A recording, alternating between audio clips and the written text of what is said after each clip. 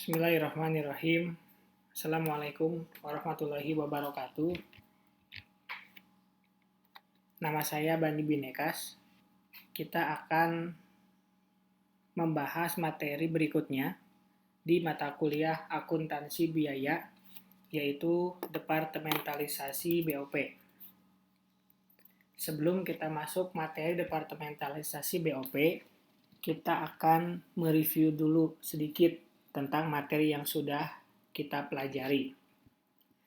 Di 3 pertemuan yang lalu, kalian sudah belajar tentang dasar-dasar cost counting, yaitu kalian mempelajari manufacturing cost dan non-manufacturing cost. Kalau misalkan kita berbicara tentang manufacturing cost, ada 3 komponennya. Yang pertama adalah direct material atau bahan baku langsung. Di dalamnya terdiri dari 2 transaksi. Yang pertama pada saat beli, di mana kita jurnal direct material terhadap cash atau accounts payable jika kita melakukan pembelian secara kredit. Kemudian transaksi yang kedua yaitu pakai, ya, atau pakai. Kalau DM-nya di debit, ketika kita pakai DM-nya berkurang. Jadi DM di sebelah kredit. Kemudian di debitnya kita tulis work in process. Kemudian yang kedua, manufacturing cost adalah direct labor atau tenaga kerja langsung. Ada 3 transaksi di dalam direct labor. Yang pertama yaitu pengakuan, yang kita jurnal di sebelah debitnya adalah payroll, kemudian di sebelah kreditnya salaries and wage payable. Setelah kita akui, kita lakukan pembayaran. Jurnalnya salaries and wage payable terhadap cash. Kemudian yang ketiga yaitu pendistribusian. Nanti di dalam pendistribusian itu akan dipisahkan mana yang termasuk direct labor atau tenaga kerja langsung, mana yang masuk indirect labor atau biaya tenaga kerja tidak langsung, dan mana yang masuk ke dalam selling and administrative expense. Adapun jurnalnya, di sebelah debit work in process, kemudian factory overhead, kemudian selling and administrative expense. Sebelah kreditnya yaitu payroll.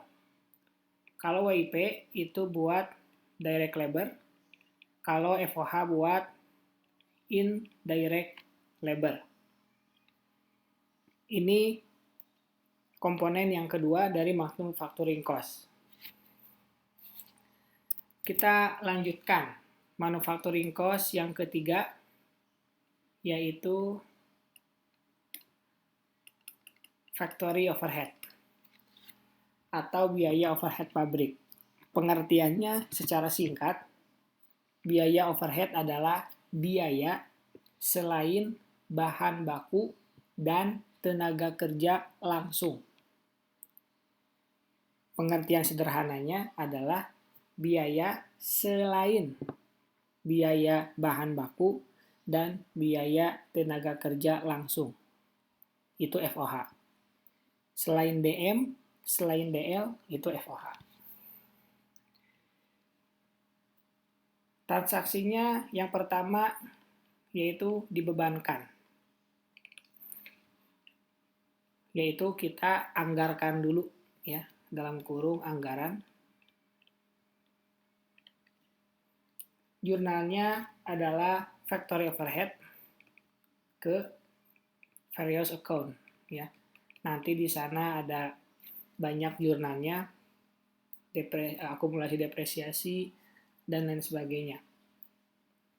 Kemudian yang kedua yaitu BOP sesungguhnya. Jurnalnya adalah work in process dan applied FOH di sebelah kredit. Kemudian yang ketiga kita akan catat selisih. Sebelum kita catat selisih, kita jurnal dulu applied FOH, kita tutup dulu. Ya, kita tutup dulu.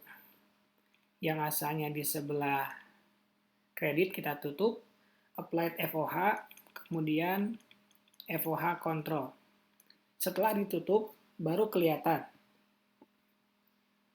biaya overhead pabrik itu over applied atau under applied. Kita lihat kalau misalkan dia over. Kita jurnal FOH terhadap COGS. Kalau misalkan under, dibalik. Bisa COGS, bisa income summary, ya. Kemudian bisa juga dirinci ya, ada WIP atau finish good sama COGS. Nah, ini manufacturing cost yang harus sudah dihafal dan juga dipahami dengan baik oleh kalian semua. Oke, kita lanjut ke materi kita yaitu tentang departementalisasi BOP.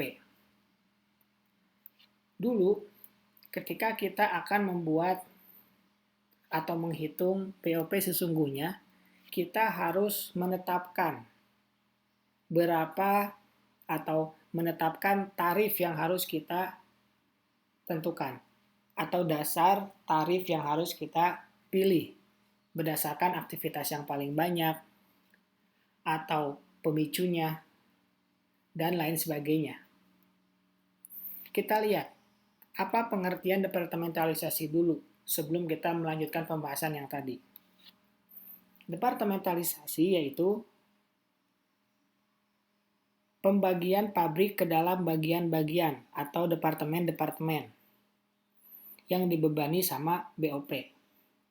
Karena kita tahu ketika kita membayangkan sebuah produksi di pabrik, di dalam pabrik itu tentu tidak akan hanya ada satu departemen. Akan ada beberapa departemen. Karena ada beberapa departemen, tentu kita harus menghitung BOP berdasarkan aktivitas yang ada di departemen tersebut. Misalkan seperti contoh, jika di sebuah pabrik itu ada 2 departemen. Yang pertama misalkan departemen produksi ya. Kemudian yang kedua departemen pengemasan. Nanti kita tidak boleh menetapkan tarif BOP dengan bebannya itu sama antara produksi dengan pengemasan. Karena misalkan produksi di dalamnya itu lebih banyak menggunakan mesin. Sedangkan di pengemasan banyak menggunakan orang. Ketika kita akan menghitung tarif BOP, maka harus menggunakan jam mesin, jangan menggunakan orang. Nah, itu yang menjadi masalah. Tidak mungkin kita membuat tarif BOP itu semuanya dengan mesin untuk semua departemen. Karena pemicu dari setiap departemen itu berbeda-beda. Produksi banyaknya mesin. Berarti yang paling bagus atau yang paling tepat adalah dengan mesin. Begitupun dengan pengemasan. Karena banyaknya misalkan di sana tenaga kerja orang atau manusia, maka jam kerja langsung. Atau biaya tenaga kerja.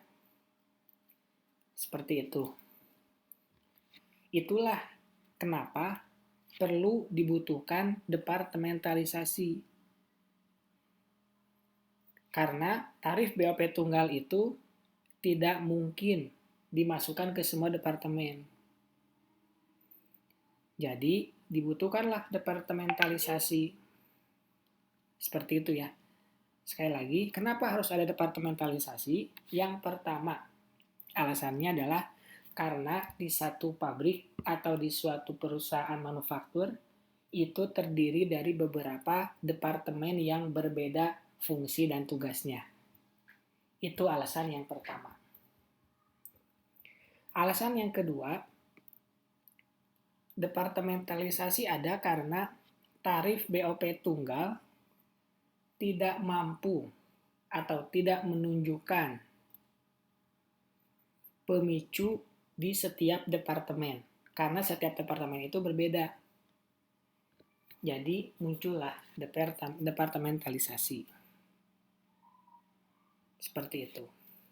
Manfaatnya apa? Untuk pengendalian biaya, agar bisa dipastikan siapa yang bertanggung jawab terhadap biaya tersebut. Dan yang kedua adalah untuk ketelitian pada saat penghitungan HPP. Ingat, cost counting atau akuntansi biaya intinya hanya satu, yaitu menghitung berapa harga pokok produksi. Kalau kalian lihat laporan laba rugi, di sana ada COGS, akuntansi biaya hanya menghitung COGS-nya saja. Seperti itu. Ini adalah subpokok bahasan yang akan kita bahas. Hanya ada 5. Kita akan bahas per part. Ini baru part yang ke-1 tentang pendahuluan departementalisasi.